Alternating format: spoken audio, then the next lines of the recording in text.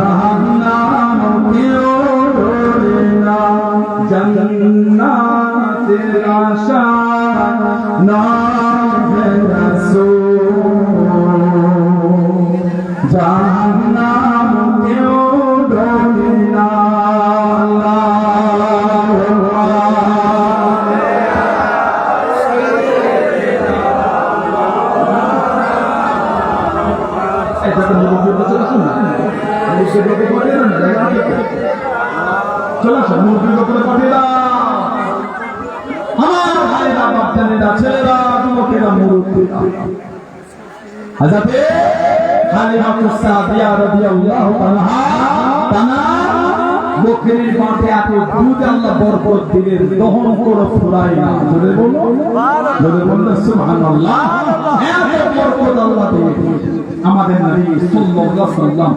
দুবছর থাকলেন হুজুরের দুধ ছাড়িয়ে দিলেন দিয়ে মায়ের কাছে ফেরত দিতে গেলেন কোথায় মক্কা শরীফ ফেরত দিতে গেলেন কিতাব এসেছে তখন মক্কা শরীফে মহামারী চলছিল হুজুরের দুধ মা বললেন যদি আপনি বলেন আমি আরো কিছু যদি রাখতে পারি হুজুরের আম্মা বললেন তাই রাখা আবার নিয়ে চলে আরো 2 বছর মোট 4 বছর হুজুর দুধ মার কাছে ছিলেন হুজুরের দুধ ভাই ছিলেন হযরত হুসাইফা ইবনুল হারিস রাদিয়াল্লাহু আনহু আর দুধ মা হযরত উনাইসা আর হুসাইফা এই দুজনের দুধ বোন ছিলেন আর দুধ ভাই ছিলেন একটা হযরত আব্দুল্লাহ ইবনুল হারিস হুসাইফা বিনতুল হারিস আর উনাইস বিনতুল হারিস আর দুধ ভাই আব্দুল্লাহ হযরত আপনার হুযায়ফা ওনার আরেকটা নাম ছিল সাইমা এই সাইমা উনি বড় ছিলেন ওনার আম্মার সাথে আমার হুজুরের খেদমত উনিও করতেন জোরে বলুন হযরত সাইমা নাম নিয়ে গেলেন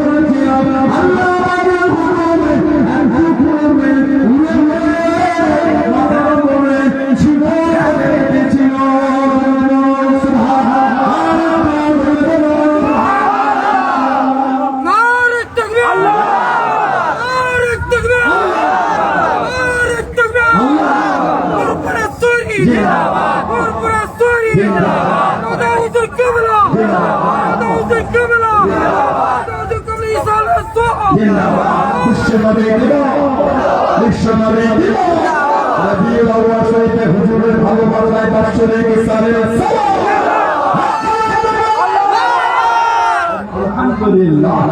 হুজুরের দুধ বলে যতক্ষণ হুজুরকে নিয়েছিলাম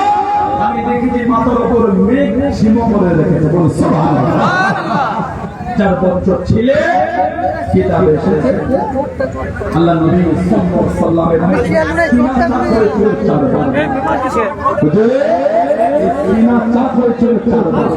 মানে এইখান থেকে বড়ন্য বড়টা সিনা পুরোটা হুজুরের পিঠা হয়েছিল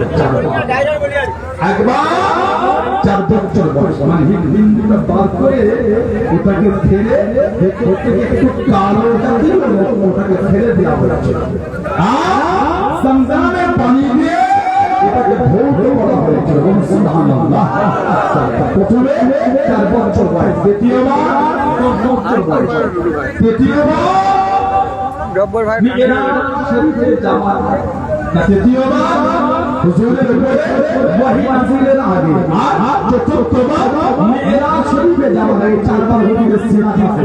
প্রথম হয়েছিল 4 বছর বয়স আল্লাহ নবী বাংলাদেশ শরীফার হয়ে গেলেন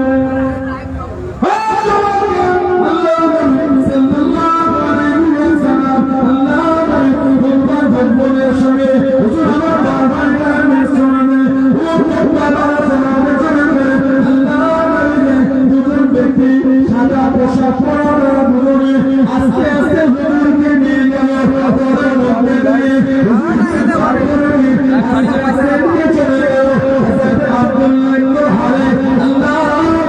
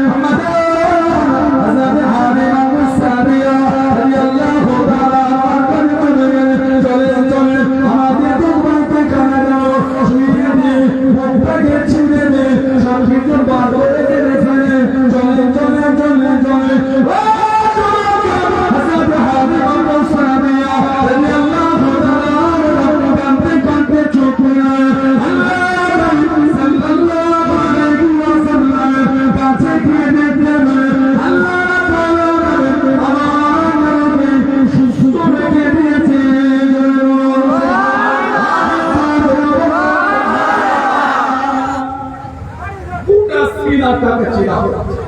প্রথম সিনাটা হলো হুজুর দিনকে পার করে ওটাকে আবার ভাগ করা করে ওখান থেকে কালো রক্ত নিয়ে ওটাকে ফেলে দিয়ে আবার দিনটাকে জুড়ে জমজমের পানি দিয়ে ভালো করে ধুয়ে আবার সিনাতে রেখে সিনাটাকে আবার লাগিয়ে দিয়ে হাদিস শরীফে এসেছে হযরত আনাস ইবনে মালিক রাদিয়াল্লাহু তাআলা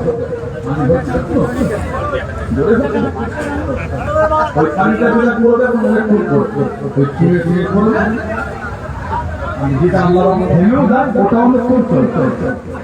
কিতাব এসেছে আল্লাহ নবী সাল্লাল্লাহু আলাইহি ওয়াসাল্লাম এই সিনাটা করেছিল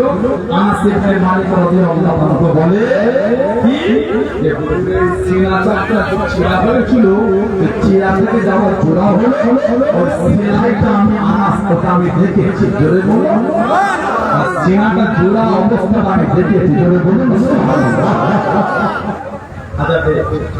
আব্দুল্লাহ ইবনে হারিস হুজুরের হুজুর সব একটা করে হুজুরের মাহবুব মাকে বলতো হালিমা সাহেব হইতে এই ছেলেকে অন্য কিছু বললো নাকি দরকার নাই বাবা বড় ছেলে ফেরত দিয়ে আসে আল্লাহ নবী সাল্লাল্লাহু আলাইহি ওয়াসাল্লাম হুজুরের আম্মা বলেন কি বাবা এত তাড়াতাড়ি করে ফেরত দিতে এলে বলে না আমি রাখবো না বড় হয়ে গেছে হুজুরের মা বললেন না কারণ তো কিছু একটা আছে বলো একটা করে বলে এই দেখো আমাকে ভয় লাগে আমি হুজুরের আম্মা বললে পাঁচটা ছেলে মেয়ে এই ছেলেকে দেবো আল্লাহ এই ছেলের ইজ্জতটা আল্লাহ অনেক আলা করেছে বলবেন আলহামদুলিল্লাহ মায়ের মায়ের থাকলে হুজুরের আম্মা জান হুজুরের 6 বছর বয়স হলো